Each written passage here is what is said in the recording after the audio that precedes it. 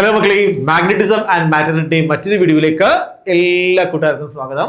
So മക്കളെ, നമ്മൾ ഈ വീഡിയോയിൽ പഠിക്കുന്നത് മറ്റൊരു ടേമാണ്, ഇമ്പോർട്ടൻറ്റ് ടേമാണ്. അതാണ് റിലേറ്റീവ് പെർമിയബിലിറ്റി എന്ന് പറയുന്നത്. സോ റിലേറ്റീവ് പെർമിയബിലിറ്റിയെ പറ്റിയുള്ള കംപ്ലീറ്റ് കോൺസെപ്റ്റ് നമ്മൾ ഈ വീഡിയോയിൽ ചർച്ച ചെയ്യും. ഓക്കെ, സോ എന്താണ് പെർമിയബിലിറ്റി? ആ പേരിൽ തന്നെ ഉണ്ട്, പെർമിയബിലിറ്റി.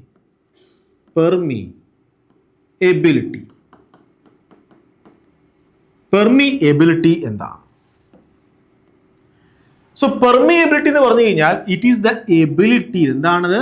എബിലിറ്റി ആണ് of a medium to conduct magnetic field lines. So ഇവിടെയാണെങ്കിൽ ഞാൻ ഒരു മാഗ്നറ്റ് എടുത്തു. ആ മാഗ്നറ്റിന് നോർത്ത് പോളുണ്ട്, സൗത്ത് പോളുണ്ട്. മാഗ്നറ്റിക് ഫീൽഡ് ലൈൻ സഞ്ചരിക്കുന്നത് എങ്ങനെയാണ്? നോർത്ത് പോളിൽ നിന്ന് സൗത്ത് പോളിലേക്ക് സഞ്ചരിക്കും. ഇവിടെയാണെങ്കിൽ സൗത്തിൽ നിന്ന് തിരികെ നോർത്തിലേക്ക് വരും. സോ മാഗ്നറ്റിക് ഫീൽഡ് ലൈൻസ് ഇവിടെ എയർ അല്ലെങ്കിൽ ഫ്രീ സ്പേസ്, ഇവിടെയാണെങ്കിലോ മീഡിയം അല്ലെങ്കിൽ ബോഡി അല്ലെങ്കിൽ മാഗ്നറ്റ്. സോ ഇവിടെയാണെങ്കിൽ ഒരു മീഡിയത്തിലൂടെയാണ് ആര് സഞ്ചരിച്ചത്? മാഗ്നറ്റിക് ഫീൽഡ് ലൈൻ സഞ്ചരിച്ചത്. ഇവിടെയാണെങ്കിലോ എയർ അല്ലെങ്കിൽ ഫ്രീ സ്പേസിലൂടെയാണ് മാഗ്നറ്റിക് ഫീൽഡ് ലൈൻസ് സഞ്ചരിച്ചത്. സോ ഒരു മാഗ്നറ്റിക് ഫീൽഡ് ലൈൻ ആണെങ്കിൽ സഞ്ചരിക്കുമ്പോൾ മീഡിയം എന്ത് ചെയ്യും? മാഗ്നറ്റിക് ഫീൽഡ് ലൈനിനെ സഞ്ചരിക്കാൻ അനുവദിക്കും. കണ്ടോ? ആ കഴിവിനെ, മീഡിയത്തിന്റെ ആ കഴിവിനെ വിളിക്കുന്ന പേരാണ് പെർമിയബിലിറ്റി എന്ന് പറയുന്നത്.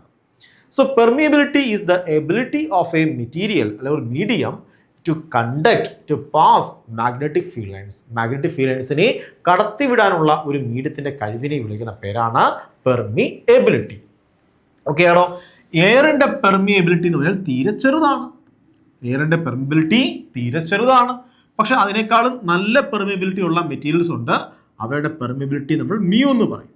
So permeability of a medium നമ്മൾ മ്യൂ എന്നും പെർമിയബിലിറ്റി ഓഫ് ഫ്രീ സ്പേസ് നമ്മൾ മ്യൂ സീറോ എന്നും പറയും. നമുക്കൊരു റേഷ്യോ എടുക്കാം, mu divide by mu zero. ഈ റേഷ്യോ വിളിക്കുന്ന പേരാണ് relative permeability. So relative permeability is the ratio between permeability of a medium to permeability of free space. So free സ്പേസുമായിട്ട് ഒരു മീഡിയത്തിന്റെ പെർമിയബിലിറ്റിയോട് കമ്പയർ ചെയ്തതിനെ വിളിക്കുന്ന പേരാണ് relative permeability. So relative permeability എന്ന് പറഞ്ഞു കഴിഞ്ഞാൽ നമുക്ക് വീണ്ടും ഒരു ഇക്വേഷൻ ഉണ്ട്. റിലേറ്റീവ് പെർമിയബിലിറ്റി നമുക്ക് ഒരു ഫസ്റ്റ് ഇക്വേഷൻ എന്തായിരുന്നു? Mu divide by mu zero. മറ്റൊരു ഇക്വേഷൻ ഉണ്ട് 1 പ്ലസ് കൈ. നമുക്ക് കൈ എന്ന് പറഞ്ഞാൽ എന്താടാ? ആ മാഗ്നറ്റിക് സസെപ്റ്റബിലിറ്റി.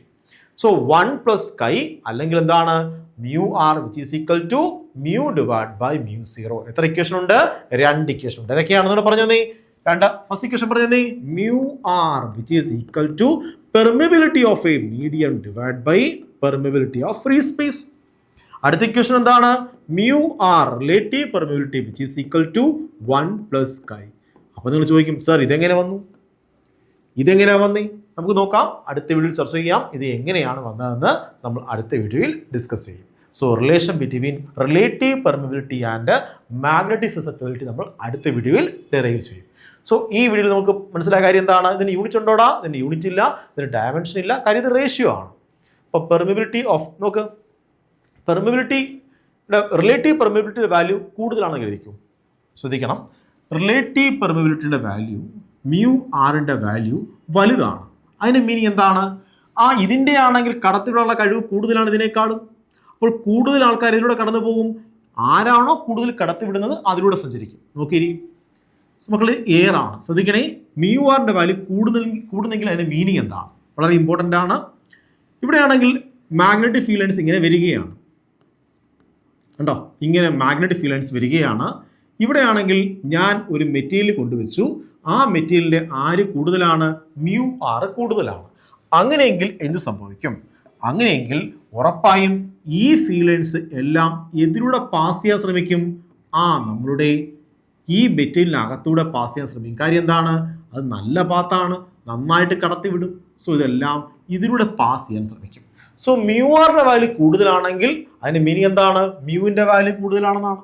മ്യൂ ആറിൻ്റെ വാല്യൂ കൂടുന്നെങ്കിൽ മ്യൂവിൻ്റെ വാല്യൂ കൂടുതലാണ്. അതിൻ്റെ മീനിങ് എന്താണ്? കടത്തിവിടാനുള്ള കഴിവ് കൂടുതലാണ്. അപ്പോൾ എന്താണ്? റെസിസ്റ്റൻസ് കുറവാണ്. കണ്ടോ? മാഗ്നറ്റിക് റെസിസ്റ്റൻസ് കുറവാണ്. മാഗ്നറ്റിക് റെസിസ്റ്റൻസിന് മറ്റൊരു പേരുണ്ട്, റിലക്റ്റൻസ് എന്ന് പറയും. മാഗ്നറ്റിക് റിലക്റ്റൻസ് കുറവാണ്. അതെന്താണ്? സുഗമമായി കടന്നു പോകാൻ കഴിയും. റെസിസ്റ്റൻസ് കുറവാണ്, നന്നായി കടത്തിവിടും. എന്തൊക്കെ പറഞ്ഞേ?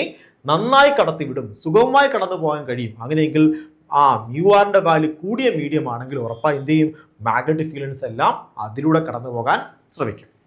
ഇനി ഞാൻ പറയുകയാണ് മ്യൂ ആറിന്റെ വാല്യൂ കുറവാണെന്ന് കരുതിക്കൂ. മ്യൂ ആറിന്റെ വാല്യൂ കുറവാണ്. സോ മ്യൂ ആറിന്റെ വാല്യൂ കുറവാണ്, തീരെ കുറവാണ്, എയറിനേക്കാളും കുറവാണ് കേട്ടോ, പോയിന്റ് സംതിങ് ആണ്. സോ മ്യൂ ആറിന്റെ value mu divide by mu nought ആണ്. അതിൻ്റെ വാല്യൂ ഒരു 0.03 ആണ് കരുതിക്കും. അതിന് മീനിങ് എന്താണ്? ഇവിടെ ആരാണ് വലുത്? മ്യൂ സീറോ വലുതാണ്. ആര് ചെറുതാണ്? മ്യൂവിൻ്റെ വാല്യൂ ചെറുതാണ്. ശരിയാണോ? മ്യൂ സീറോ വലുതും അതുപോലെ മ്യൂ ചെറുതുമാണ്. അതിന്റെ മീനിങ് എന്താണ്? എയർ ആണ് ഈ കേസിൽ നന്നായിട്ട് ആരെ കണ്ടക്ട് ചെയ്യുന്നത്? മാഗ്നറ്റിക് ഫീൽഡ്സിനെ കണ്ടക്ട് ചെയ്യുന്നത്. അങ്ങനെയെങ്കിൽ മാഗ്നറ്റിക് ഫീൽഡ്സ് പോകുന്ന വഴിയിൽ ആരെ കൊണ്ടുവെക്കണം?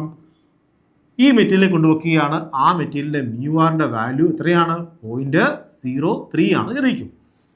അങ്ങനെയെങ്കിൽ സംഭവിക്കും, അങ്ങനെയെങ്കിൽ നോക്കടാ, അങ്ങനെയെങ്കിൽ ഇതിലൂടെ ഒന്നും ആര് കടന്നു പോവുകയില്ല? ഇതിലൂടെ ഒന്നും നമ്മുടെ മാഗ്നറ്റിക് ഫീൽഡ്സ് കടന്നു പോവുകയില്ല. മാഗ്നറ്റിക് ഫീൽഡ്സ് ഉറപ്പായിട്ടും ഈ ഒരു ബോഡി അവോയ്ഡ് ചെയ്ത് സഞ്ചരിക്കാൻ നോക്കും. കാരണം എന്താണ്? ഇത് റെസിസ്റ്റൻസ് കൂടിയ പാത്താണ്. ഇതിന്റെ മ്യൂവിന്റെ വാല്യൂ എന്താണ്? കുറവാണ്. മ്യൂവിന്റെ വാല്യൂ കുറവാണ്. മ്യൂ സീറോ ആണ് കൂടുതൽ. അപ്പോൾ നല്ല പാത്ത് എന്ന് പറഞ്ഞാൽ എയർ ആണ്. അപ്പോൾ എയറിലൂടെ കടന്നു പോകാൻ ആര് ശ്രമിക്കും? മാഗ്നറ്റിക് ഫീൽഡ്സ് ശ്രമിക്കും. സോ നമുക്ക് മ്യൂ ആറിന്റെ വാല്യൂ നോക്കിയിട്ട് പറയാൻ കഴിയും ആ ബോഡിക്ക് ഉള്ളിലൂടെയാണെങ്കിൽ മാഗ്നറ്റിക് ഫീൽഡ്സ് കടന്നു പോകുന്നുണ്ടോ ഇല്ലയോ എന്ന്. മനസ്സിലായോ? സോ ആ ബോഡിയിലൂടെ മാഗ്നറ്റിക് ഫീൽഡ്സ് കടന്നു പോകണമെങ്കിൽ എയറിനേക്കാളും നല്ല മ്യൂവിന്റെ വാല്യൂ കൂടുതലായിരിക്കണം. എയറിനേക്കാളും മ്യൂവിന്റെ വാല്യൂ കൂടുതലാണ് എങ്കിൽ എന്ത് ചെയ്യും? അതിലൂടെ ആയിരിക്കും എല്ലാ മാഗ്നറ്റിക് ഫീൽഡ്സും അതിലൂടെ ആയിരിക്കും പാസ് ചെയ്യുന്നത്. കാര്യം മനസ്സിലായോ? സിമ്പിൾ കോൺസെപ്റ്റ് അല്ലേ മക്കളെ? So simple. അപ്പോൾ എനിക്ക് തോന്നുന്നു ഇപ്പോൾ നിങ്ങൾക്ക് പെർമിയബിലിറ്റി, റിലേറ്റീവ് പെർമിയബിലിറ്റി പറ്റിയുള്ള കംപ്ലീറ്റ് കോൺസെപ്റ്റ് മനസ്സിലായി. ഇവിടെ 2 ഇക്വേഷൻ മനസ്സിലായി. മ്യൂ ആറിന്റെ വാല്യൂ കൂടുതലാണ്, 1നേക്കാളും കൂടുതലാണെങ്കിൽ എന്താണ് സംഭവിക്കുന്നത്? 1നേക്കാളും കുറവാണെങ്കിൽ എന്താ സംഭവിക്കുന്നത് നിങ്ങൾക്ക് മനസ്സിലായി കാണും. ശരിയാണോ? മ്യൂ ആറിന്റെ വാല്യൂ 1നേക്കാളും കൂടുതലാണെങ്കിൽ മാഗ്നറ്റിക് ഫീൽഡ്സ് എല്ലാം അതിനകത്തൂടെ കടന്നു പോകാൻ ശ്രമിക്കും. മ്യൂ ആറിന്റെ വാല്യൂ 1നേക്കാളും കുറവാണ് എങ്കിൽ അതിനെ അവോയ്ഡ് ചെയ്തിട്ട് സഞ്ചരിക്കാൻ മാഗ്നറ്റിക് ഫീൽഡ്സ് എല്ലാം ആ മെറ്റീരിയലിനെ അവോയ്ഡ് ചെയ്ത് സഞ്ചരിക്കാൻ ശ്രമിക്കും. ഓക്കെ ആണോ? സോ ഞാൻ ഈ ഒരു വീഡിയോയിൽ പറഞ്ഞ കംപ്ലീറ്റ് കോൺസെപ്റ്റ് നിങ്ങൾക്ക് മനസ്സിലായെന്ന് പ്രതീക്ഷിക്കുന്നു. ഞാൻ ഈ വീഡിയോ ഇവിടെ കൊണ്ട് വൈൻഡപ്പ് ചെയ്യുകയാണ്. നമ്മൾ അടുത്ത വീഡിയോയിലാണെങ്കിൽ റിലേഷൻഷിപ്പ് ബിറ്റ്വീൻ ആരും ചർച്ച ചെയ്യുന്നതായിരിക്കും. മ്യൂ ആറും കൈയും മാഗ്നറ്റിക് സസെപ്റ്റിബിലിറ്റി തമ്മിലുള്ള റിലേഷൻ ചർച്ച ചെയ്യുന്നതായിരിക്കും. സോ ഞാൻ ഈ വീഡിയോ ഇവിടെ കൊണ്ട് വൈൻഡപ്പ് ചെയ്യുകയാണ്. Have a nice study. By.